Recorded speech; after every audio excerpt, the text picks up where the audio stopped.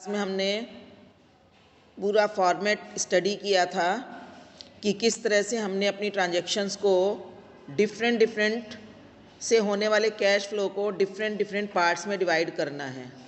आपने उसको डिटेल में किया था। अब हम इसके कुछ प्रैक्टिकल क्वेश्चंस करेंगे। आपको पता लगेगा कि किस तरह से आपको क्वेश्चन पेपर में आएगा और आपने कैसे उसको सॉल्व करना है। ठीक है। सबसे पहले आपको पता है हम cash flow from operating activities जब कैलकुलेट करते हैं तो हमें सबसे पहले net profit before interest and tax निकालना होता है। आपको आपकी बैलेंस शीट से जो प्रॉफिट पता लगेगा वो पता लगेगा net profit after interest and tax. ठीक है। आपको नेट प्रॉफिट आफ्टर टैक्स पता लगेगा, सॉरी इंटरेस्ट भी नहीं, आपको पहले इंटरेस्ट नहीं लिखेंगे, हम इसको लिखेंगे net profit before tax reserves and dividend आपको निकालना है।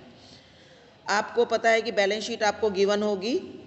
बैलेंस शीट में आपको balance in statement of profit and loss पता दिया होगा। आपको 2 साल की फिगर्स जैसे गिवन होंगी, जैसे आपको स्क्रीन पर दिखाई दे रहा है।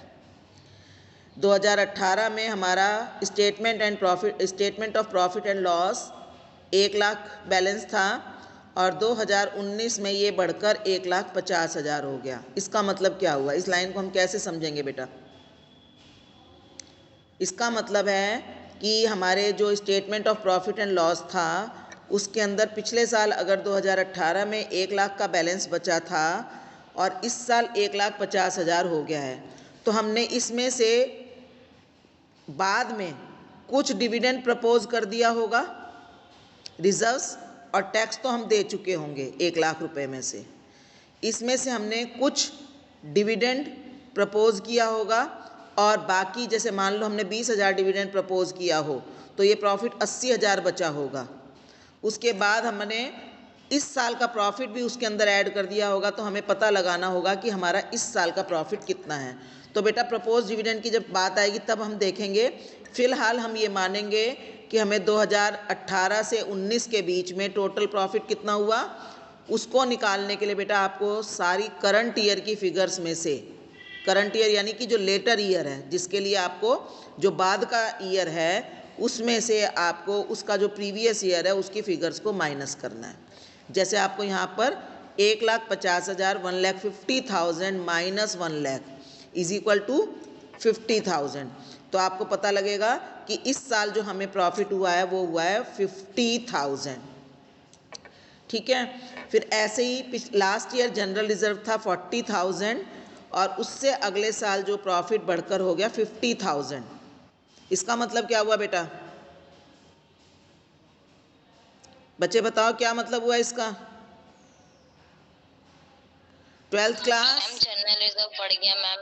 हाँ जी, जनरल रिजर्व बढ़ गया। इसका मतलब कैसे बढ़ा? हमने इस साल उसमें जो पिछले साल 40,000 था इसमें 10,000 रुपीज़ और ट्रांसफ़र कर दिए, यानी कि इस साल के प्रॉफिट में से हमने 10,000 रुपये जनरल रिजर्व में ट्रांसफ़र किए होंगे, तभी ये जनरल रिजर्व बढ़कर 50,000 हुआ। ठीक है। फिर provision for taxation. Provision for taxation के केस में हमें माइनस नहीं करना। वैसे तो यहाँ पर माइनस करके भी ज़ीरो आएगा, बट इसका मतलब क्या होता है कि हमने इस साल जो प्रॉफिट हुआ है उसमें से हमने पूरा 20,000 रुपये टैक्स के लिए प्रोवाइड किया है, प्रोविज़न बनाया है हमने। टैक्स का हमेशा प्रोविज़न बनाया जाता है और हमने इस साल जो प्रॉफिट हुआ था उसमें से 20,000 रुपये पूरा का पूरा, इसमें माइनस नहीं करना, पूरा का पूरा 20,000 रुपये हमने प्रॉफिट के टैक्स के लिए रखा, जबकि पिछले साल का जो प्रोविज़न हमने बनाया था वो पूरा का पूरा पे ऑफ कर दिया गया। Propose dividend. प्रपोज डिविडेंड के केस में बेटा ये समझना है आपको कि मैंने आपको बताया था कि जो 20,000 रुपीज़ इस साल का प्रपोज डिविडेंड है, ये अगर आपको दे रखा है तो इसका मतलब ये अभी इस प्रॉफिट में से माइनस नहीं किया गया, ये तब माइनस किया जाएगा जब हमारे शेयर होल्डर्स इसको अप्रूव कर देंगे। तो इस 20,000 को आपने इग्नोर करना है। लेकिन जो पिछले साल के का जो प्रपोज डिविडेंड है, ये इस साल जब प्रॉफिट हमने कैलकुलेट किया तो ये प्रपोज कर दिया गया होगा, यानी वो माइनस कर दिया गया होगा। इंटरिम डिविडेंड के बारे में मैंने आपको बताया था, क्या होता है मैम? जब 2 साल के बीच में बार हम डिविडेंड देते हाँ हैं। जी, 2 साल के बीच में जो डिविडेंड दिया जाता है उसको इंटरिम डिविडेंड कहते हैं। वो 18,000 है, ठीक है।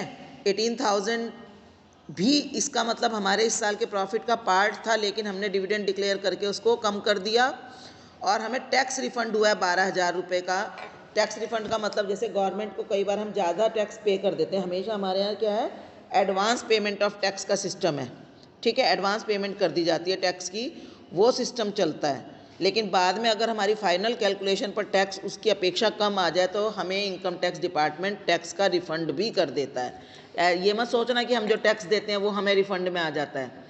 अगर कोई व्यक्ति, हमेशा क्या होता है, हम लोगों को एडवांस में अपनी इनकम को एस्टिमेट करके गवर्नमेंट को टैक्स जमा करवाना पड़ता है, और जब बाद में एक्चुअल में जब हमें इनकम होती है, अगर वो अमाउंट हमारा उसके कारण एक्चुअल इनकम हमारी एस्टिमेटेड इनकम से अगर कम आ जाए तो उससे क्या होगा, हमारा जो है टैक्स हमने गवर्नमेंट को ज़्यादा अगर पे कर दिया होगा तो गवर्नमेंट हमारा टैक्स, एक्स्ट्रा टैक्स जो है वो वापस करती है, तो ये टैक्स रिफंड होता है।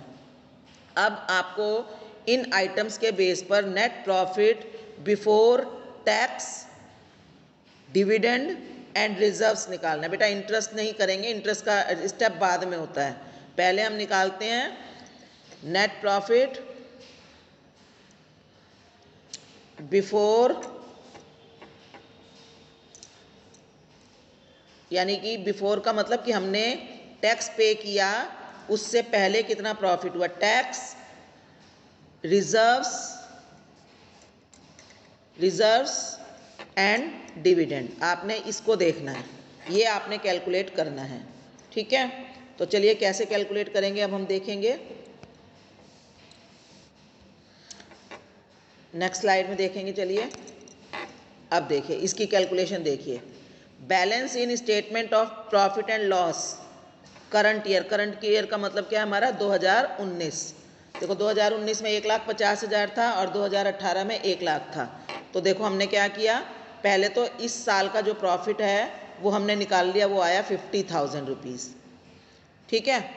इसके बाद ट्रांसफर्ड टू जनरल रिजर्व, हमने अपने प्रॉफिट में से जनरल रिजर्व में जो भी अमाउंट मैंने आपको उस दिन वो दिखाई थी, आपको जो इनकम स्टेटमेंट में बताया था ना, हमें नीचे से ऊपर की तरफ जाना है, यानी जिन चीज़ों को माइनस करते हुए हम सबसे नीचे की फिगर, लास्ट की फिगर पर आए हैं, हमें उन चीज़ों को तो ऐड करना है। और जिन चीज़ों को प्लस करते हुए अगर हमने किसी को प्लस किया हो तो हमने उसको माइनस करके निकालना है। तो देखो हमने अपने प्रॉफिट में से 10,000 रुपये जनरल रिजर्व में ट्रांसफ़र किए होंगे। ये कैसे पता लगा, ये हमें पता लगा कि लास्ट ईयर हमारा बैलेंस था 40,000 और इस साल ये 50,000 हो गया। इसका मतलब 10,000 रुपये हमने इस साल रिजर्व्स में ट्रांसफ़र किए, तो ये पूरा 10,000 रुपये हमने ऐड कर दिया, ठीक है। दूसरा, जैसे क्वेश्चन में नीचे दिया था interim dividend paid during the year, कि हमने पूरे साल में इंटरिम डिविडेंड पे किया है 18,000 रुपये। हमने प्रॉफिट हमें निकालना है, तो हम इस 18,000 रुपये को पूरे के पूरे को ऐड कर देंगे अपने प्रॉफिट में, यानी एक्चुअल में प्रॉफिट हमें 50,000, 10, 60,000 और 68,000 हुआ था बिफोर टैक्स, ठीक है। लेकिन हमने उसमें से ये दो चीज़ें माइनस कर दी तो हमें बचा था सिर्फ 50। तो अब हमें वापस दोबारा क्लब करना है इसको। तो इंटरिम डिविडेंड जितना भी हमने इस साल पे किया 18,000, वो सारा का सारा हमने ऐड कर दिया। इसके बाद जैसा कि मैंने आपको बताया, देखो ये आपने जैसे दिख रहा है आपको क्वेश्चन में कि ये 18,000 मैंने ऐड कर दिया। फिर जैसा मैंने आपको बताया कि प्रपोज्ड डिविडेंड जो है इस साल का तो अभी प्रपोज हुआ नहीं है, मतलब प्रपोज तो है उनके मतलब कि ये जो है प्रपोजल में है, बट अभी प्रॉफिट में से इसको कोई इफेक्ट नहीं दिया गया, तो हम इसको तो इग्नोर कर देंगे। लेकिन जो लास्ट ईयर हमने प्रपोज किया था 15,000 रुपये, वो हमारा जिस 31 मार्च के बाद इस वाले प्रॉफिट में से माइनस हो गया होगा। तो हम लास्ट ईयर का जो प्रपोज डिविडेंड है बेटा, हम उस 15,000 रुपये को यहाँ पर ऐड बैक करेंगे। करंट ईयर के प्रपोज डिविडेंड को हमने क्वेश्चन में इंक्लूड नहीं करना। और ध्यान रखो, प्रपोज डिविडेंड और प्रोविज़न फॉर टैक्सेशन, ये दो आइटम्स ऐसी होती हैं जो हमें डिफरेंस से नहीं कैलकुलेट करनी। जैसे इसमें तो मैंने क्या किया, देखो 50,000 माइनस 40,000 करके 10,000 निकाला, ठीक है। तो लेकिन प्रपोज डिविडेंड और प्रोविज़न फॉर टैक्सेशन का हमने पूरा अमाउंट लेना है, तो देखो लास्ट ईयर का मैंने 15,000 रुपये प्रपोज डिविडेंड अपने नेट प्रॉफिट कैलकुलेट करने के लिए उसमें ऐड कर दिया, और साथ में करंट ईयर मतलब जो लेटर ईयर 2019 है उसका 20,000 रुपया टैक्स। अगर ये अमाउंट ज़्यादा होता है, ये बाई चांस दोनों सेम है तो आपको कन्फ्यूज़न ना हो जाए, चलो जो भी है, तो वो 20,000 रुपये मैंने यहाँ पर ऐड कर दिया। तो ये सब चीज़ें जब मैंने ऐड की तो इसका मतलब फिर मुझे पता लगा कि मुझे एक्चुअली में टैक्स रिजर्व्स और डिविडेंड से पहले प्रॉफिट हुआ कितना था, जिसको मैंने अलग अलग जगह बांटकर 50,000 बचा था। अब उसी 50,000 में मैं सारी चीज़ें वापस ऐड करके पता लगा रही हूँ। इसके बाद मुझे पिछले साल कोई टैक्स रिफंड आया था, बेटा ये एक तरह से एक्स्ट्रा ऑर्डिनरी आइटम हो गई। टैक्स रिफंड आया था, उसको मैंने अपनी इनकम में ऐड कर दिया होगा, है ना, अपने प्रॉफिट में ऐड कर दिया होगा, तो अब मैं उसको यहाँ पर लेस कर रही हूँ। ठीक है, तो उसको जब मैंने लेस किया 12,000 रुपये को, तो ये मेरा आ गया net profit before tax and extraordinary item 1,01,000। समझ रहे हो बच्चे कि हमारा एक्चुअल में जो प्रॉफिट कैलकुलेट हुआ था वो 1,01,000 था, लेकिन हमने उसको इस तरह से अलग अलग हिस्सों में डिवाइड कर दिया था। अब मैं उन सब हिस्सों को जब डिवाइड करने के बाद मेरे पास 50,000 हुआ था, बचा था। अब मैंने उसी 50,000 से क्वेश्चन की स्टार्टिंग की और सब चीज़ों को जोड़कर अपनी net profit before tax and extraordinary item आ गई 1,01,000 रुपये। और यहाँ से ये चीज़ बेटा आपका वर्किंग नोट्स में बनाया जाता है। वहाँ से जब ये 1,01,000 की जो फिगर है वो आपको अपनी कैश फ्लो स्टेटमेंट में शो करनी होती है, और कैश फ्लो स्टेटमेंट की शुरुआत इस वाली net profit before tax and extraordinary item से स्टार्ट हो जाती है। ठीक है बेटे, इसमें कोई डाउट है आपको? बच्चे आप 12th क्लास बच्चे आप सुन रहे हो सारी क्लास, ये चीज़ें जो मैंने समझाई है, कोई भी बच्चा मुझे रिस्पॉन्ड नहीं कर रहा है? Yes ma'am. बाकी बच्चे? Yes ma'am. हाँ जी, समझ में आया कि हमें प्रपोज डिविडेंड का मैंने क्या ट्रीटमेंट बताया बेटा आपको? मैम इसमें प्रीवियस ईयर का माइनस प्लस कर देते हैं। प्रीवियस ईयर का डिविडेंड प्लस कर देंगे और करंट ईयर के डिविडेंड को इग्नोर कर देंगे। प्रोविजन फॉर टैक्सेशन में करंट ईयर का प्रोविजन ऐड कर देंगे और प्रीवियस ईयर का प्रोविजन हमें करना है, लेकिन आगे जाकर करना है। बेटा इसमें देखो ध्यान करो, यहाँ पर मैं इंटरिम डिविडेंड को यहाँ पर ऐड कर रही हूँ, लेकिन ये मुझे कहीं जाकर फाइनेंसिंग एक्टिविटी जब मैं निकालूंगी वहाँ पर जाकर इसको लेस भी करना पड़ेगा, क्योंकि इसमें मेरी कैश की मूवमेंट हुई है। लेकिन यहाँ पर मैं ऐड सिर्फ इसलिए कर रही हूँ ताकि मुझे ऑपरेटिंग प्रॉफिट पता लग जाए। एक्चुअली में ये फाइनेंसिंग एक्टिविटी है 18,000 रुपये, तो मैं इसको फाइनेंसिंग में जाकर लेस भी करूँगी, क्योंकि कैश गया तो है लेकिन वो गया है फाइनेंस के कारण, तो वहाँ लेस करूँगी। ऐसे जो पिछले साल का प्रपोज डिविडेंड था वो भी मेरा कैश इस साल पे आउट हो गया होगा, प्रपोज किया डिविडेंड तो मैंने पे भी कर दिया होगा। तो ये जो 18,000 और 15,000 रुपये है ये मेरा कैश का मूवमेंट हुआ है इसमें, लेकिन फाइनेंसिंग एक्टिविटी के कारण हुआ है, तो मैं ये पूरे 18,000 और 15,000 रुपये पूरे के पूरे ले जाकर फाइनेंसिंग एक्टिविटीज़ में माइनस भी करूँगी। ऐसे ही जो करंट जो हमें प्रोविज़न फॉर टैक्सेशन है, हमने टैक्स का प्रोविज़न बनाया है तो हमने इस साल पे भी ज़रूर किया होगा, यानी हमारा कैश का आउटफ्लो भी ज़रूर हुआ होगा। तो ध्यान रखो, provision for taxation current year का यानी बाद का जो साल है जिसकी हम कैलकुलेशन कर रहे हैं उस ईयर का तो हम ऐड कर देंगे, लेकिन पिछले साल का जो प्रोविज़न है वो बाद में जाकर हमें ऑपरेटिंग एक्टिविटी में माइनस भी करना होगा, क्योंकि वो पिछले साल का जो 20,000 का प्रोविज़न था वो हमने इस साल टैक्स पे भी किया होगा। ऐसे टैक्स रिफंड का होगा। ठीक है बेटा, तो देखो सिर्फ जहाँ पर भी आपकी कैश की आपको लगता है कि मूवमेंट हुई है, कैश आया है या गया है, तो आपको उन चीज़ों को दूसरी जगह जाकर एडजस्ट भी करना होगा, और वो क्या लॉजिक होगा वो हम फुल जब क्वेश्चन करेंगे तो समझाएंगे। ठीक है, चलिए दूसरी इलस्ट्रेशन देखो, calculate net profit before interest and tax from the following information. चलो बेटा मुझे फटाफट आंसर सॉल्व करके बताओ क्या होगा। नेट प्रॉफिट बेटा बिफोर इंटरेस्ट नहीं निकालना, net profit before tax and extraordinary item या before tax reserves and dividend मुझे कैलकुलेट करके बताओ फटाफट क्या होगा। बच्चे अपनी कॉपी में सब बच्चे सॉल्व करके मुझे आंसर बताओ, इसका क्या आंसर आएगा।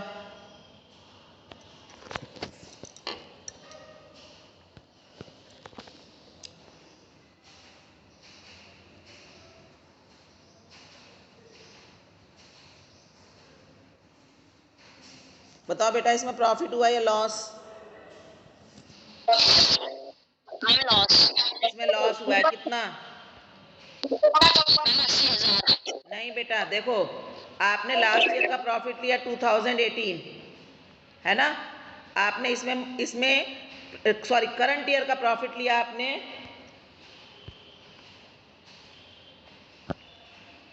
देखो, आप क्वेश्चन कैसे शुरू करोगे? करंट ईयर का प्रॉफिट आप लिखोगे -2 लाख, है ना? -2 लाख लिखोगे, इसमें से फिर माइनस करोगे 1 लाख। आपको पता है ना माइनस करना होता है, करंट ईयर के प्रॉफिट में से लास्ट ईयर का प्रॉफिट माइनस करना होता है। तो ये तो पहले ही, तो हमें मैम वो 20,000 लिखा है। हाँ जी, मैम 20,000 लिखा है मैम वो। अच्छा 20,000 है, यस मैम। 20,000 है, सही, ठीक है। हाँ जी, तो कितना होगा लास्ट? 80,000। 1 लाख 80,000। बेटा, 1,20,000 कितना होगा हमारा इस साल का लॉस? कितना होगा बेटा? क्योंकि देखो ये तो पहले ही माइनस है, 20,000 तो हमारा पहले ही माइनस हो गया, और हमें उसमें से माइनस करना है 1 लाख रुपए। तो बेटा आंसर क्या आएगा? -1,20,000। ये क्या -1,20,000 का मतलब क्या हुआ?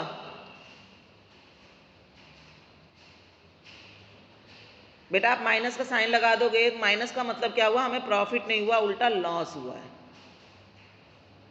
समझ रहे हो? Yes ma'am. हाँ, तो इस तरह से आपको ये क्वेश्चन की शुरुआत करनी है। Balance in statement of profit and loss 2019 का है -20,000 और 2018 का है -1 लाख। तो हमें नेट लॉस हुआ 1,20,000। ठीक है,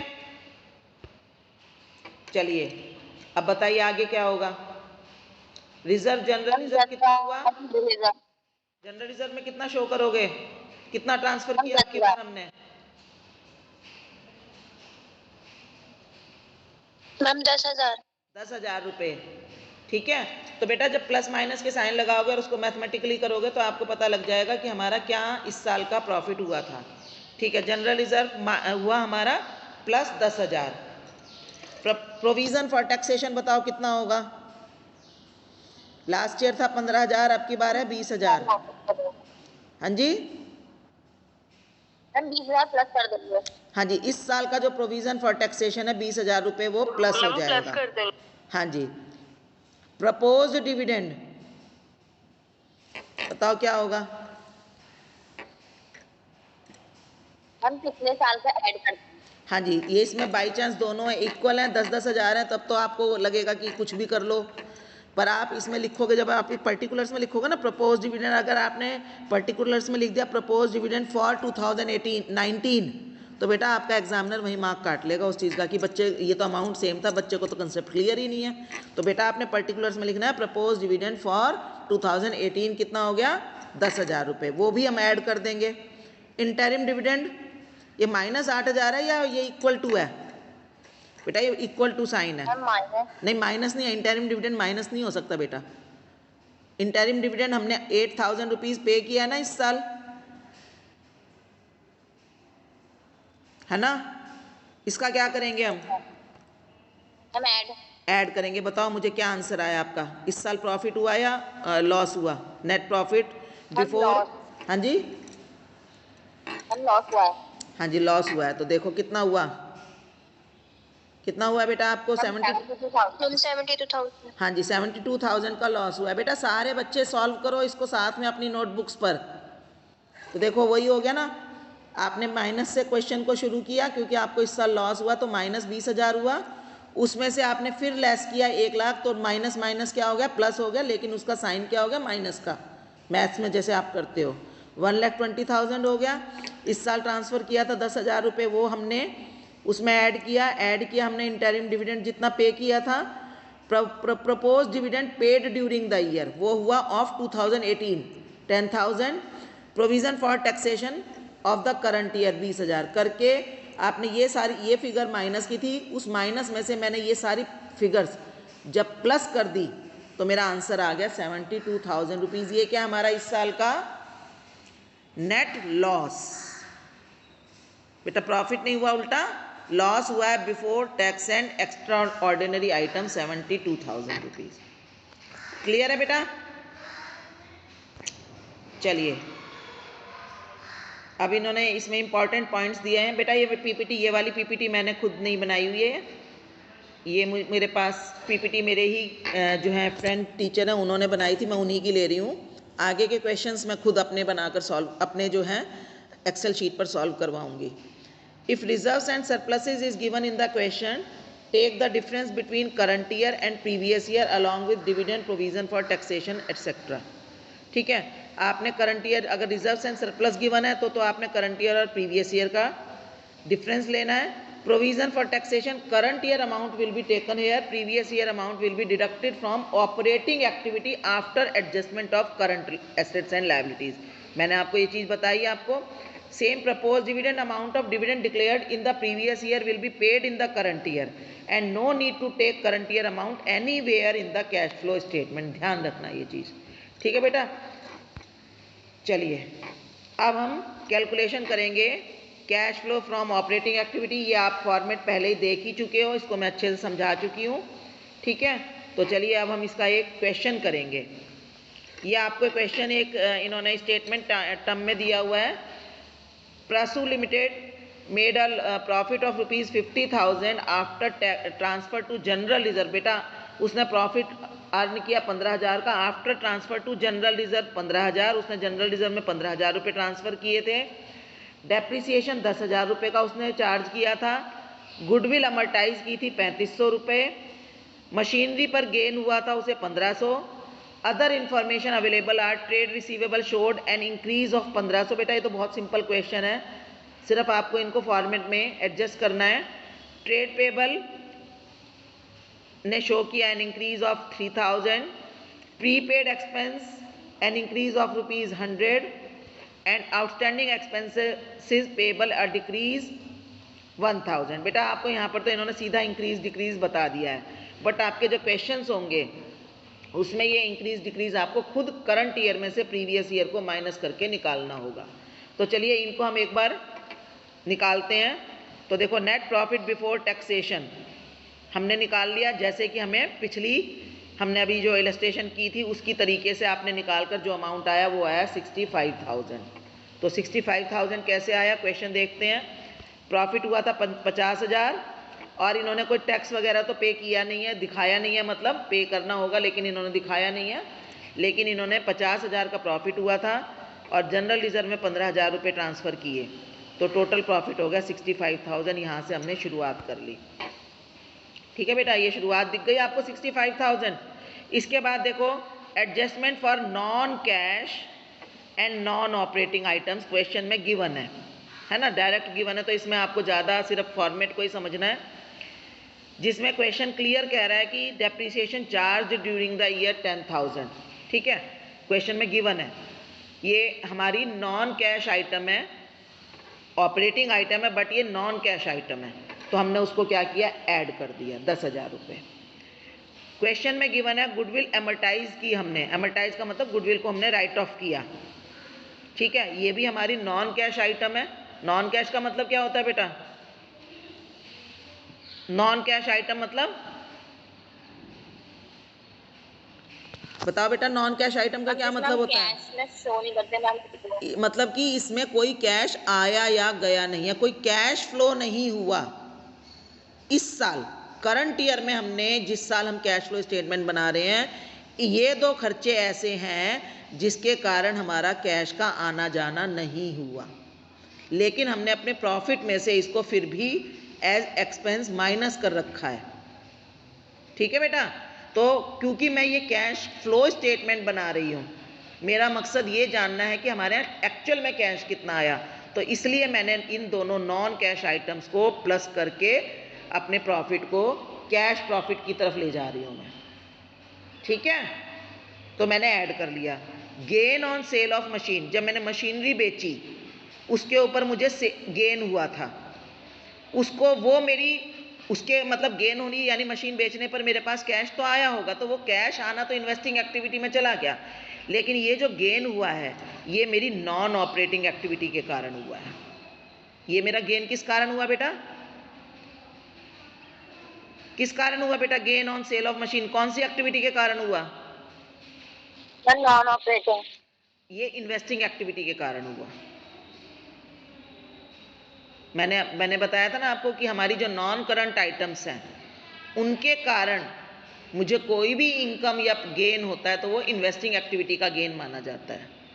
तो हमने कहा ना हम दो चीज़ों को एडजस्ट कर रहे हैं, या तो वो नॉन कैश हो तो भी हमें उसको एडजस्ट करना है, अगर वो नॉन ऑपरेटिंग हो तो भी एडजस्ट करना है। तो इसलिए मैंने इन तीनों को एडजस्ट करके ये जो मेरा आया 77,000 रुपीज़, ये आया operating profit before working capital changes. ठीक है, तो एक बार देखो क्वेश्चन में, आप इसको देख लो कि ये तीनों चीज़ें क्वेश्चन में क्योंकि क्लियरली गिवन है। डेप्रिसिएशन चार्ज 10,000 रुपये क्लियर गिवन था, गुडविल अमोर्टाइज 3500 गिवन थी, gain on sale of machine भी गिवन था। तो ये चीज़ें जब आपको क्लियर गिवन थी तो सिर्फ आपको ये पता होना चाहिए कि इन्हें मैंने एडजस्ट कैसे करना है। तो देखो ये तीनों चीज़ें मैंने एडजस्ट कर दी। फिर आगे अब ये बता रहे हैं, देखो करंट एसेट्स और करंट लाइबिलिटीज़ के बारे में। जैसे कह रहे हैं trade receivable showed an increase of rupees 1500 तो कल मैंने आपको कल की क्लास में बताया था कि जब भी कोई करंट एसेट बढ़ती है, करंट एसेट क्या कोई भी एसेट बढ़ती है, एसेट क्यों बढ़ी? क्योंकि हमारे यहाँ से कैश गया, कैश का आउटफ्लो हुआ, तो हमें निकालना है कि हमारे यहाँ से तो चलो भाई कैश चला गया, तो हमें माइनस करना है। यानी कि एसेट जब भी बढ़ेगी तो माइनस होगा, जब भी घटेगी तो प्लस होगा, यानी उल्टा होगा। बढ़ने पर प्लस नहीं होगा, बढ़ने पर उल्टा माइनस होगा। घटने पर माइनस नहीं होगा, यानी घटने का मतलब तो माइनस होता है ना, लेकिन माइनस की बजाय हम प्लस करेंगे। किस केस में बेटा? जब भी कोई एसेट बढ़े, चाहे वो करंट एसेट हो या नॉन करंट हो। लेकिन क्योंकि हम ऑपरेटिंग एक्टिविटी में ओनली करंट एसेट्स को लेते हैं, तो ये कह रहा है ट्रेड रिसीवेबल ने इंक्रीज किया 1500 रुपये। तो बेटा क्या होगा बताओ इसका? ट्रेड रिसीवेबल क्या है हमारी? करंट एसेट है ना। तो इसको हम अपनी ऑपरेटिंग एक्टिविटी में शो करेंगे कैसे? प्लस करके या माइनस करके? उल्टा करना है, माइनस करेंगे। ट्रेड पेबल, ट्रेड पेबल क्या होते हैं बेटा? एसेट करंट लायबिलिटी है ना। और अब करंट लायबिलिटी में सीधा होगा, एसेट्स में उल्टा होगा, लायबिलिटी में सीधा होगा। ये वाली बात अगर मैं आपको कहती हूँ याद रखने के लिए फॉर एवर, इसका मतलब क्या होगा? लायबिलिटी में सीधा होगा, सीधा होगा मतलब माइनस तो माइनस, प्लस तो प्लस, यानी इंक्रीज तो प्लस करेंगे, डिक्रीज तो माइनस करेंगे। इंक्रीज प्लस क्यों करेंगे? कि अगर हमारी लायबिलिटी बढ़ी है तो इसका मतलब हमारे पास एडिशनल कैश आया है, तभी तो हमें देने पड़ेंगे, वो बाद में देने पड़ेंगे। लेकिन करंट ईयर में तो पैसे आ गए ना। अगर हमारी करंट लायबिलिटी माइनस हुई है या कोई भी लायबिलिटी माइनस हुई है, माइनस होने का मतलब हमारी इस साल लायबिलिटी कम हो गई। क्यों कम हुई? क्योंकि हमने कैश पे कर दिया। ठीक है, तो इसलिए मैं क्या कहूँगी, एसेट्स में उल्टा होता है, लायबिलिटीज़ में सीधा होता है। सीधा मतलब इंक्रीज तो प्लस, डिक्रीज तो माइनस। अब बताओ, ट्रेड पेबल हमारी एक करंट लायबिलिटी है, ये इंक्रीज हो गई 3,000 रुपये से, क्या करेंगे? प्लस। ठीक है। प्रीपेड एक्सपेंस ये क्या होते हैं? ये हमारी करंट एसेट होते हैं, ये इंक्रीज हो गए, माइनस करेंगे, उल्टा करना है ना इसलिए। आउटस्टैंडिंग एक्सपेंसेस पेबल ये क्या होते हैं बेटा? आउटस्टैंडिंग एक्सपेंसेस पेबल ये क्या है? क्या है बेटा, लायबिलिटी या एसेट? आउटस्टैंडिंग एक्सपेंसेस पेबल, हाँ जी बेटा ये लायबिलिटी है, ये डिक्रीज हो गई, माइनस। बेटा बस वर्ड ध्यान रखो, करंट एसेट्स में उल्टा होगा, करंट लायबिलिटीज में सीधा होगा। उल्टा मतलब इंक्रीज होने पर माइनस, डिक्रीज होने पर प्लस। सीधा होगा मतलब इंक्रीज होने पर इंक्रीज, डिक्रीज होने पर डिक्रीज, यानी कि डिक्रीज मतलब माइनस, डिक्रीज हो गई माइनस, इंक्रीज हो गई प्लस। किस केस में? हाँ जी, ठीक है। चलिए आप देखो, minus increase in trade receivables, minus को हमने ब्रैकेट में शो किया, plus increase in trade payable, ठीक है ना, 3,000 को प्लस किया, minus increase in trade prepaid expense, 100 रुपये को माइनस किया, minus decrease in payable expense, 1000 को माइनस किया। तो फिर इसके बाद हमने क्या किया, इस 77,000 में से जब इन सब चीज़ों को माइनस प्लस एडजस्ट कर दिया, मतलब तो जो हमारा आंसर आया वो आया 77,400, और इसको हम लिखेंगे net cash from operating activities. अभी ऑपरेटिंग एक्टिविटीज़ से कैश ये आया, टैक्स इन्होंने दिया ही नहीं है, नहीं तो बेटा इसको हम लिखते कैश जनरेटेड फ्रॉम ऑपरेशंस। इसके बाद अगर क्वेश्चन में टैक्स भी होता तो वो मैं यहाँ पर जब उसको ऐड करती, बेटा यहाँ पर मैं ऐड करती ना, तो उस टैक्स के अमाउंट को, पिछले साल का जो टैक्स है उसको मैं माइनस करती। लेकिन क्योंकि क्वेश्चन में टैक्स गिवन ही नहीं है, तो आपको जो इन्फॉर्मेशन गिवन है उससे जो आपका आंसर आया वो आया 77,400। क्लियर है बच्चे? इसमें कोई डाउट्स हैं आपको तो बताओ मुझे। बेटा ये जो आप ध्यान रखना, कैश फ्लो स्टेटमेंट जो टॉपिक है वो आपका अराउंड 15 मार्क्स का जाता है, क्योंकि 6 मार्क्स का तो आपका पेपर में क्वेश्चन फाइनल एग्जाम में आता है, जैसा कि आपने सैंपल पेपर में देखा भी होगा। और जो हमारा जो ये आपका जो होगा प्रैक्टिकल एग्जाम होगा, उसमें भी नॉर्मली कैश फ्लो स्टेटमेंट का क्वेश्चन 6 मार्क्स का दे दिया जाता है, ठीक है, क्योंकि उसमें मेनली आपको जो है फिगर्स दी जाती हैं और उसमें ये दिया जाता है। इसके बाद जो वाइवा होता है बेटा, उसमें भी कई क्वेश्चंस जो हैं कैश फ्लो स्टेटमेंट की एडजस्टमेंट्स के पूछे जाते हैं और उनके पीछे लॉजिक्स पूछे जाते हैं, इसीलिए मैं आपको सब चीज़ों के लॉजिक्स क्लियर कट समझा रही हूँ, ठीक है। ये आपकी वाइवा, क्योंकि वैसे वाइवा हमेशा रेशियो में से भी बहुत होता था, लेकिन क्योंकि रेशियोज़ आपका फर्स्ट टर्म में जा चुका है, तो आपका जो एग्जामिनर है उनका जो मेन ध्यान है वो कैश फ्लो स्टेटमेंट और कंपैरेटिव स्टेटमेंट पर ज़्यादा रहेगा, हालांकि वो पूछ और भी सकते हैं, ठीक है। तो इसलिए इस टॉपिक को आपने बहुत अच्छे से बहुत क्लियर करते हुए चलना, और थोड़ा सा ये आगे जाकर जब क्वेश्चन करोगे तो कन्फ्यूजिंग भी हो सकता है, ठीक है। लेकिन अगर आप पहले से ही अपने सारे डाउट्स क्लियर करके चलोगे तो आपको कहीं कोई कन्फ्यूज़न अराइज ही नहीं होगा। रटने की कोशिश करोगे तो सब चीज़ें आपको कन्फ्यूज़न क्रिएट करेंगी।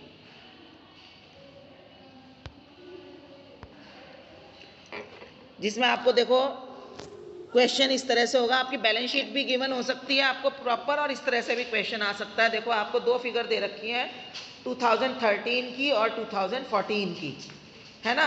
तो जैसे पिछला क्वेश्चन था उसमें तो डायरेक्ट आपको बता दिया था कि इंक्रीज हुआ या डिक्रीज हुआ, लेकिन इस क्वेश्चन में आपको इंक्रीज डिक्रीज खुद निकालना है, ठीक है। तो इंक्रीज हुआ या डिक्रीज हुआ, ध्यान रखना हमेशा हम जो बाद का ईयर है, यानी जिस ईयर के लिए हम बना रहे हैं स्टेटमेंट, हमें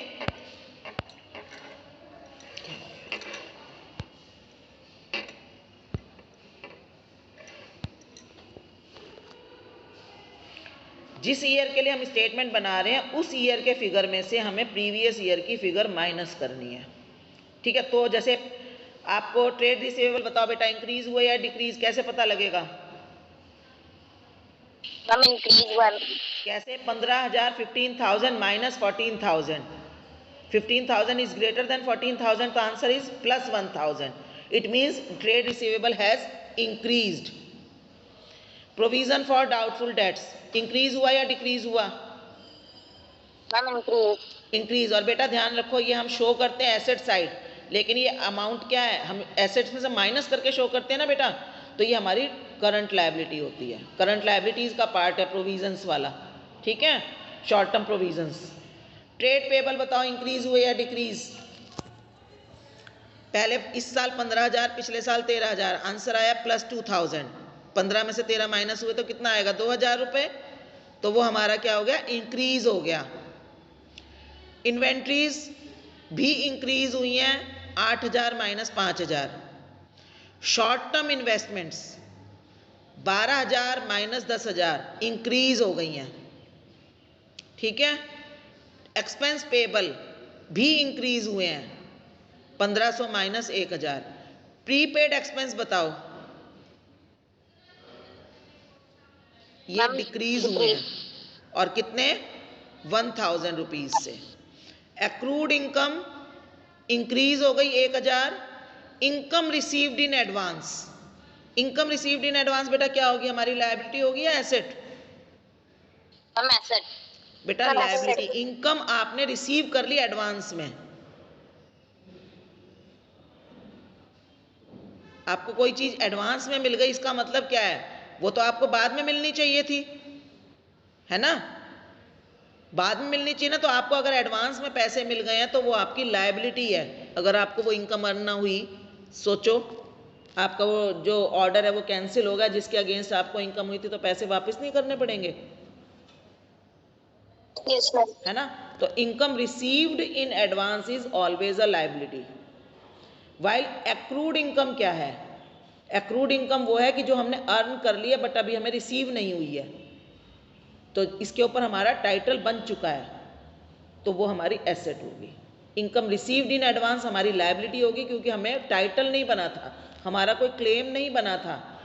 जब हमने अभी कोई काम ही नहीं किया और बदले में हमें पहले ही पैसे मिल गए, तो हमें बदले में या तो काम करना पड़ेगा, हमारी लायबिलिटी है, या हमें वो पैसे वापस करने पड़ेंगे। तो it means income received in advance is a liability, accrued income is a asset. ठीक है। तो इस तरह से आपको, क्योंकि मैं ये आपको बहुत खोल कर इसीलिए समझा रही हूँ कि कई बार बच्चे जो है ना जल्दी जल्दी में उन्हें पता ही नहीं लग पाता कि इंक्रीज हुआ या डिक्रीज हुआ, वो कभी बड़े में से छोटा माइनस करने लगते हैं। यानी अगर 13 की फिगर बड़ी है तो 13 में से माइनस कर दो, 14 की बड़ी है तो 14 में से माइनस कर दो, तो बच्चे इन चीज़ों में भी कंफ्यूज हो जाते हैं। तो हमेशा ध्यान रखो कि जिस ईयर के लिए आप कैश फ्लो स्टेटमेंट बना रहे हो उस ईयर में से, यानी हम उसको करंट ईयर बोल देते हैं, उसमें से आपने प्रीवियस ईयर को माइनस करना है। ठीक है बेटा।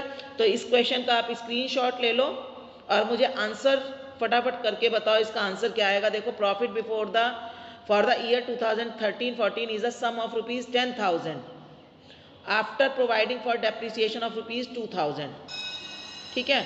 आपको कैश फ्रॉम ऑपरेशंस निकालना है। कैश फ्रॉम ऑपरेशंस मतलब टैक्स पे करने से पहले जो हमें सारी ये करंट एसेट्स और करंट लायबिलिटीज़ की जो एडजस्टमेंट करने के बाद जो प्रॉफिट आता है उसको हम कैश फ्रॉम ऑपरेशंस कहते हैं। तो बेटा आप मुझे कैलकुलेट करके फटाफट से बताओ कि इसका अमाउंट क्या होगा। ठीक है बेटा, फिर मैं कल की क्लास में इसका सॉल्यूशन दिखाऊंगी आपको। मैम, हाँ जी बोलो। मैम पहले मैम